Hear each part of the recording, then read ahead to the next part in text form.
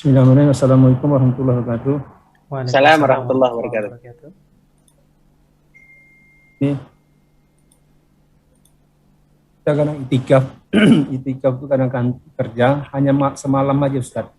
Jadi pas maghrib kita masuk masjid, setelah itu itikaf, dan paginya kita pulang. Itu enggak sampai, tadi kan minimal kita itikaf hanya 1 hari 1 malam. Itu hanya 1 malam di mana Ustaz. Itu yang pertama. Kemudian batas masjid ini Ustaz, kadang-kadang kita itikaf ada tempatnya di teras, ada dalam masjid, kadang-kadang pun ada kalau penuhnya masjid itu buat tenda dari penyelenggara, pernah juga sampai di taman masjid, baik yang itu masuk wilayah itikaf masjid Ustaz. Kemudian bagaimana cara taubat Ustaz, karena dulu anak pernah juga ditunjuk ambil zakat di zakat fitrah masuk kuliah. Anak baru tahu banyak hamil tidak ada di zakat fitr. Syukran Ustaz. Barakallahu fikum kepada Bapak Abu Marsal. Semoga Allah Subhanahu wa taala senantiasa menjaganya, memberikan taufik dan hidayah kepada kita dan kepada keluarganya dan kepada kaum muslimin. Untuk pertanyaan yang pertama, sebagaimana tadi yang sudah kita sebutkan, memang i'tikaf itu kadar minimal adalah 1 hari 1 malam. Itu disebut dengan i'tikaf. Kalau secara bahasa, kita boleh sebenarnya i'tikaf, misalnya dari maghrib sampai subuh, boleh kita beriktikaf, dan kita tetap mendapatkan pahala. Dan banyak pahala yang akan kita dapatkan. Kita berdiam di masjid, kita melakukan ketaatan kepada Allah, kita melakukan membaca zikir, membaca Al-Quran, dan yang semisalnya. Namun itu bisa disebut dengan i'tikaf secara bahasa.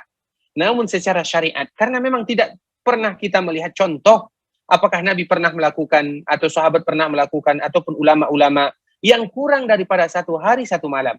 Bukan berarti mereka tidak mendapatkan pahala.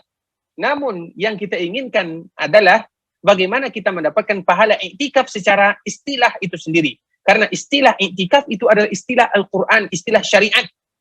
Kalau seandainya istilah syariat, maka kita sesuai dengan kembali kepada syariat, yaitu 1 hari 1 malam kadar minimal. Kalau seandainya sebagaimana yang ditanyakan oleh Bapak kita Abu Marsal, semoga Allah senantiasa menjaganya, itu tetap disebut dengan i'tikaf, namun secara bahasa. Dan kita tetap mendapatkan pahala.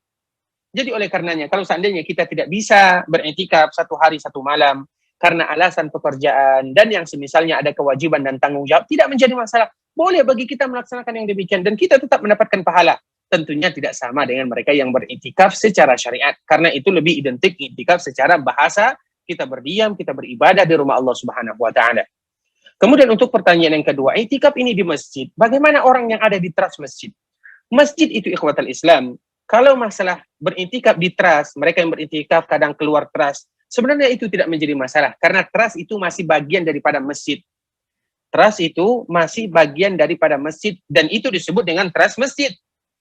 Sebagaimana rumah kita ada teras, masih disebut dan masih bagian daripada rumah kita. Begitu juga dengan masjid, terasnya itu masih bagian daripada masjid, karena itu adalah teras masjid. Yang menjadi permasalahan adalah kalau seandainya di pekarangan masjid. Memang disinilah terjadi perbedaan di antara para ulama.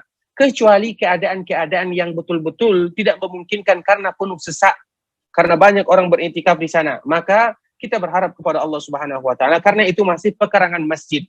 Pekarangan masjid itu masih bagian daripada masjid.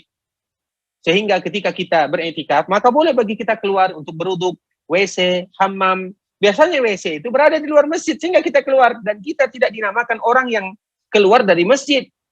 Kita tidak dinamakan demikian, bahkan kita mandi, kita beruduk di luar masjid. Ada sebagian WC yang itu terpisah dari masjidnya, di pekarangannya, sehingga mereka tidak termasuk mereka yang keluar dari masjid.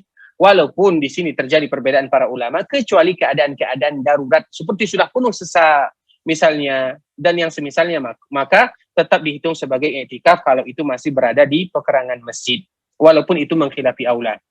Kemudian yang ketiga, masalah zakat yang tadi disebutkan, bagaimana cara kita bertaubat? Kalau seandainya menjadi permasalahan nama amil zakat, sebenarnya tidak menjadi masalah. Namun yang menjadi masalah itu adalah konsekuensi yang ada di amil tersebut. Karena apabila kita menamakan diri kita amil, maka kita merasa kita boleh mengambil beras kaum muslimin ini. Itu yang menjadi permasalahan. Ada hak kaum muslimin kita ambil, padahal kita tidak berhak. Nah, bagaimana cara kita bertaubat? Bisa jadi kita kembalikan di masjid mana dulu kita ambil, kita berikan zakat beras, atau kita berikan berapa kita ambil, karena kita bukan berhak mengambil kaum muslimin.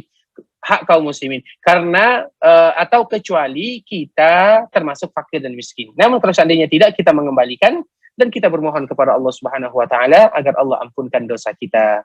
Barakallahu fikum wa jazakumullahu khairan.